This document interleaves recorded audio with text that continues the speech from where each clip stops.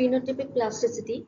Now, it is the ability of an organism to change its physical traits or behaviors in response to different environmental conditions. This means that a single genotype can produce multiple phenotypes depending on the environment it experiences. Phenotypes are the observable characteristics. For example, in the plants, leaves growing in shaded areas, or you can say shade leaves, they tend to be larger and thinner to maximize light capture. While those in sunny areas, or you can say sun leaves, they are smaller and thicker to reduce water loss and avoid overheating. Even though both types of leaves they come from the same plant, the differing light conditions led to different phenotypic expressions. This adaptability helps organisms survive in varying environments without needing genetic changes. Ecological amplitude. Species differ from each other in terms of their demands, or you can say requirements, from their environments, and consequently also in the extent to which they can tolerate the fluctuation in their environmental conditions. This range of demands and consequent range of tolerance of a species is known as its ecological amplitude. So you can say ecological amplitude, it refers to the range of environmental conditions that a species can tolerate and within which it can survive, grow and reproduce. Different species have varying ecological amplitudes based on their specific environmental requirements and their ability to cope with changes in factors like temperature, moisture, light, or nutrient availability.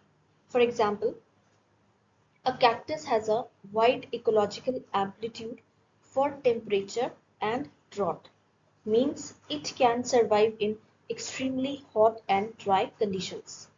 In contrast, a fern species has a narrower ecological amplitude for moisture, requiring consistently humid and shaded environments.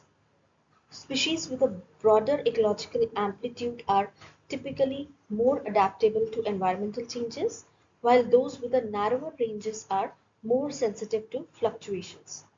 This concept helps explain why some species are more resilient to environmental changes, while others are highly specialized and can only survive under specific conditions.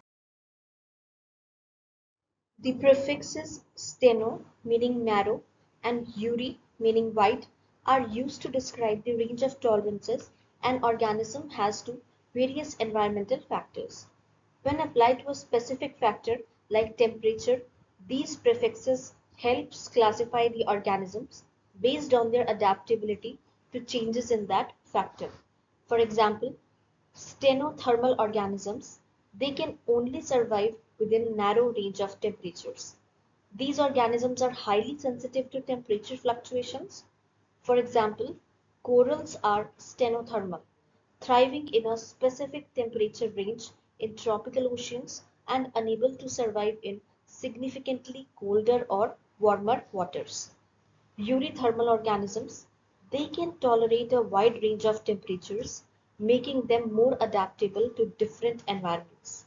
A common example is the tiger, which can live in cold climates like Siberia as well as hot tropical forests.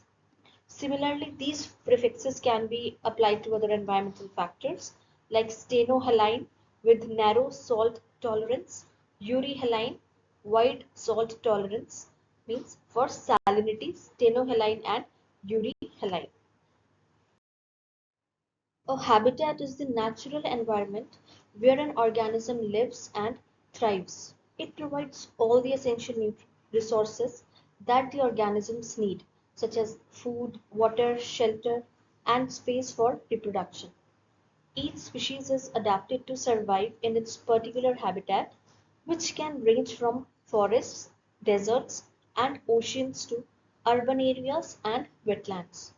For example, a frog's habitat, it might be a freshwater pond where it finds insects to eat, water for hydration, and vegetation for shelter. The specific conditions of the habitat, such as temperature, humidity, available nutrients, it support the organism's growth and survival. Ecological niche. It refers to the unique role and position a species occupies within an ecosystem, involving how it interacts with both biotic and abiotic elements. It includes how a species meets its need for food, shelter, reproduction, and how it contributes to the overall functioning of the ecosystem. The niche involves not only the habitat in which a species lives, but also how it behaves, its interaction with other organisms, such as predation, competition, and the environmental conditions it can tolerate. For example, in a forest ecosystem, the habitat of a bird species might be the trees where it nests. The niche of the bird includes its role as an insect eater, helping control insect population, how it gathers food, its interaction with other species, and its role in seed dispersal. So you can say habitat is the organism's address, whereas niche is its profession. The habitat describes where an organism lives, while the niche explains how it lives and what role it plays in the environment. This broader concept helps illustrate why multiple species can coexist in the same habitat if their ecological niche differ. Example of ecological niche. So this is the ecological niche of a sunflower. So this niche includes the absorbing light, water, and nutrients by the sunflower. The sunflower, it uses sunlight, water, and soil nutrients for photosynthesis, allowing it to produce energy for growth. In doing so, it competes with other plants for these resources. Then it interacts with other species by offering nectar to bees, which pollinate the flower, and providing shelter or food for smaller organisms like ants. These relationships contribute to the ecosystem by supporting other species and promoting pollination. As a product of photosynthesis, the sunflower releases oxygen into the atmosphere, contributing to the balance of gases and supporting life forms that rely on oxygen for survival. Thus, the sunflower's niche includes its role as a producer in the food chain, a resource provider for pollinators and small creatures, and a contributor to the ecosystem's energy and oxygen cycles. Types of niche. So there are four types of niche.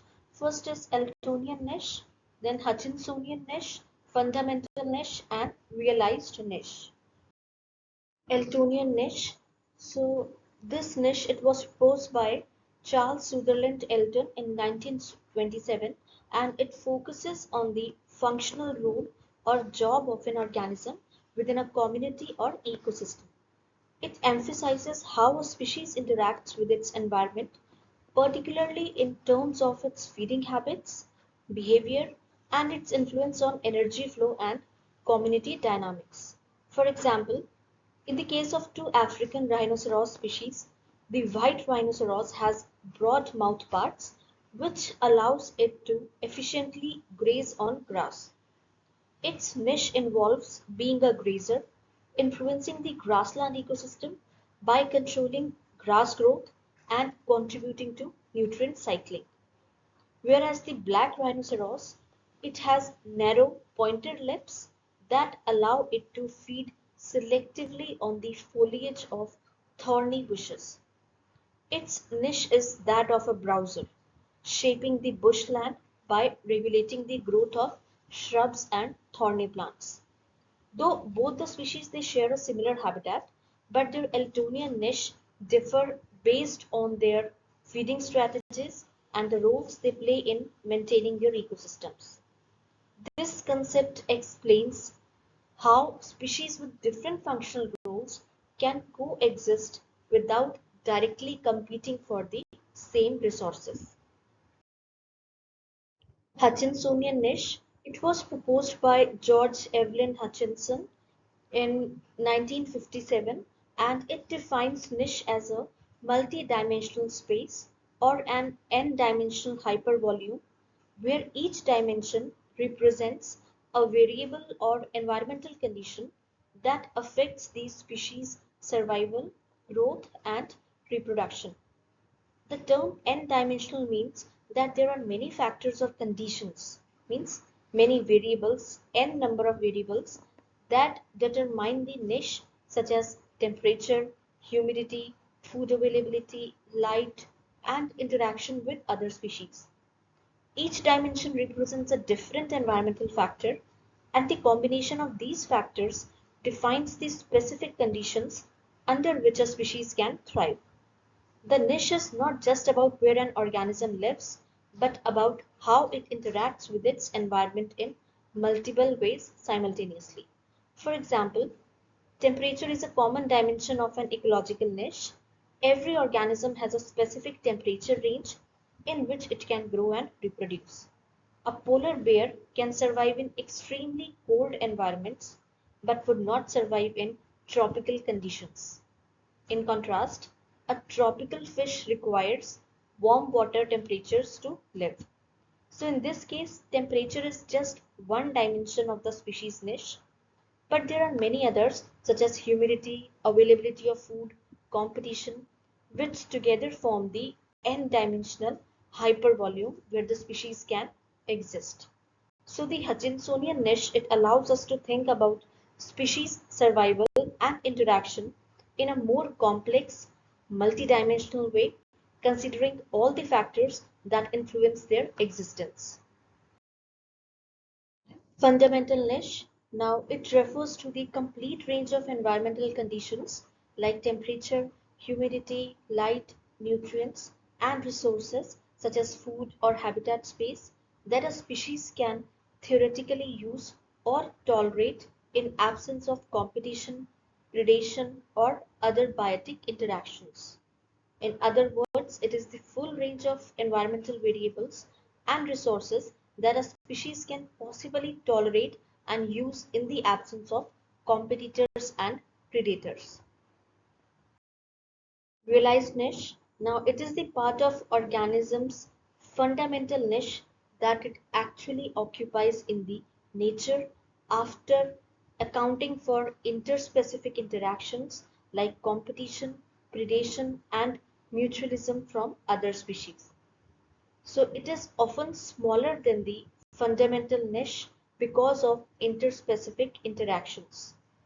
In real world, species rarely occupy their full fundamental niche due to these interactions with other organisms, which limit their access to certain resources or habitats. So now let's understand fundamental and realized niche with the help of this image.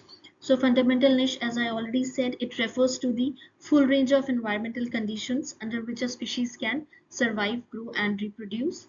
So in this image, you can see the blue circle labeled lion on the left side. It represents the fundamental niche of the lion. So this is the range of conditions where the lion would potentially live without any competitors or predators affecting its distribution. Means whole area it will be occupied by the lion. Then is the realized niche. So in the image you can see the blue circle for lion and the purple circle for tiger. On the right side, it overlap, indicating that these two species they share some environmental conditions, maybe resources or maybe habitat.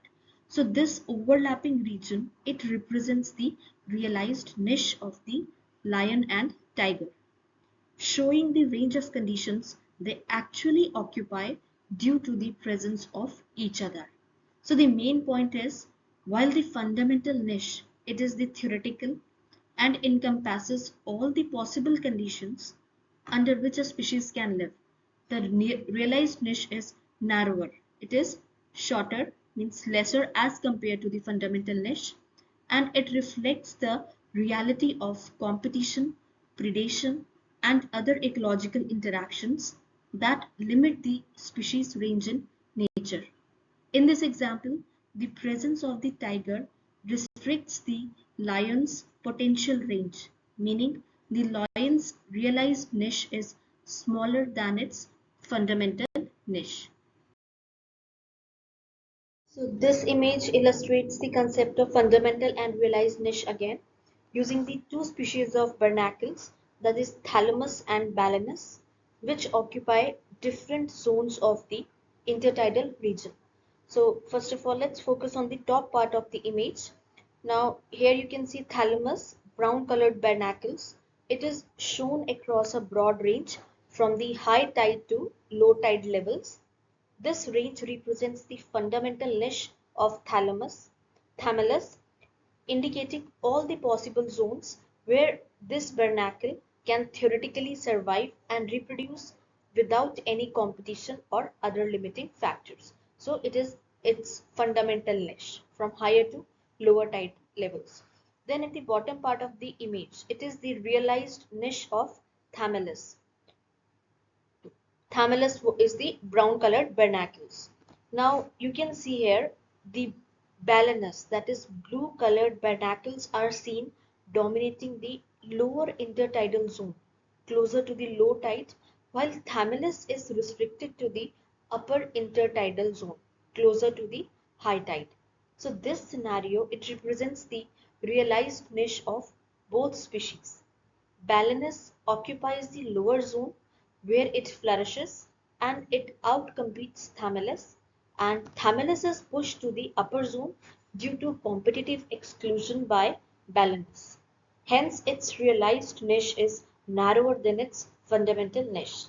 So in this example, the presence of Balanus restricts the distribution of Thamellus to the narrower range, that is to the upper intertidal zone, demonstrating how competition can reduce a species' realized niche compared to its fundamental niche.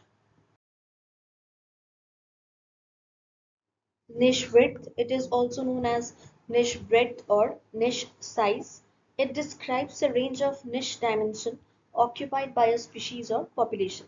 So in the image you can see on y-axis resource utilization is there.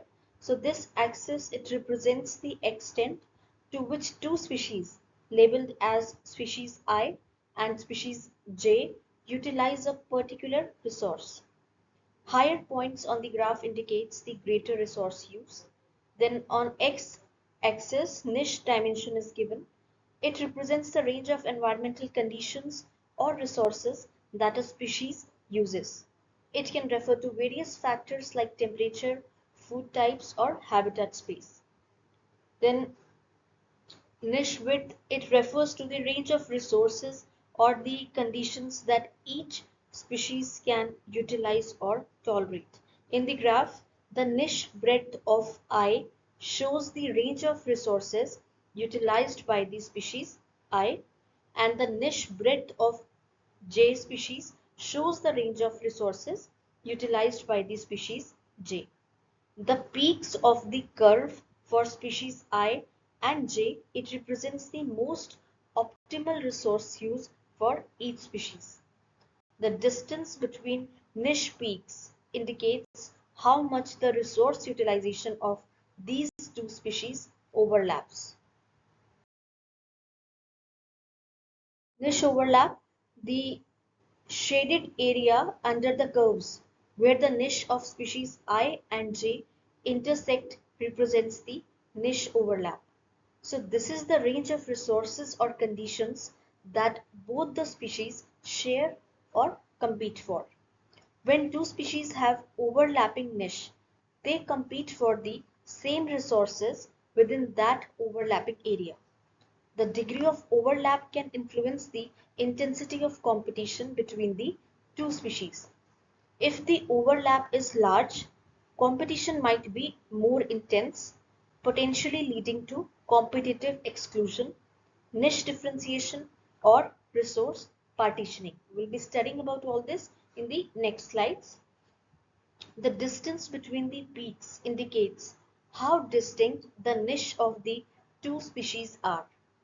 Greater separation suggests that the species use different resources or environments, reducing the direct competition. Okay, so can two ecological niche be exactly the same? Let's compare. Like for owl, it eats rodents. Hawk also eats rodents. Owl is active at night, whereas hawk at day. Owl hunts in forests, whereas hawk hunts in grasslands. Owl it nests in low trees, whereas it in tall trees. So you can say that niche can overlap, but they can never be exactly the same. This decreases the competition and makes rooms for many species to survive at a particular place. Competitive exclusion principle, also known as Gauss principle. Now this principle, it states that two species competing for the exact same resources cannot coexist indefinitely. Eventually one species will defeat or outcompete the other, leading to the exclusion of the less competitive species. Let's understand from this image. So first of all, on the top left, you can see a group of organisms depicted in blue color. It is confined to a small area, expresses the desire to conquer the area, indicating that they need more space or resources. Then on the top right, another group of organisms which are depicted in orange color, they find their current area congested and they plans to move to a different area to find more space. This represents the competition for resources like space. Then on the bottom left, the blue organisms, they attempt to expand into the green area, but they realize that they are losing to the orange organisms. This illustrates the beginning of competitive exclusion, where the blue organisms are outcompeted or defeated. Then bottom right, the orange organisms successfully occupy the niche in the green area, indicating they have outcompeted the blue organisms for resources and space. The blue organisms are excluded or pushed out. So when the two species or groups of organisms, they compete for the same limited resources, one will eventually dominate, leading to the exclusion or displacement of the other species. This aligns with the competitive exclusion principle, demonstrating how competition for identical niche lead to the inability of both the species to coexist in the same space. So if two competing species they coexist in a stable homogeneous environment, then they do so as a result of differentiation of their realized niche. If however there is no such differentiation, then one competing species will exclude the other. So in the image you can see the blackbirds, they occupy both the tree and the ground. The habitat is shared between the blackbirds in the tree and on the ground. Then in the middle tree, yellow birds they start occupying the ground, leading to competition with the blackbirds for the same space and resources. Now this new competitor challenges the blackbirds for the ground habitat. Then over time, the blackbirds are confined only to the tree while the yellow birds take over the ground. This shows that the blackbirds were outcompeted for the ground habitat by the yellow birds and they had to restrict their occupation to the tree itself. So this image illustrates how the blackbirds were eventually excluded from the ground by the more competitive yellow birds. This illustrates the competitive exclusion principle where one species, that is yellow birds, outcompetes the blackbirds for specific niche, that is ground, forcing the less competitive species to either adapt, move to a different niche, or face extinction in that particular habitat. Niche partitioning.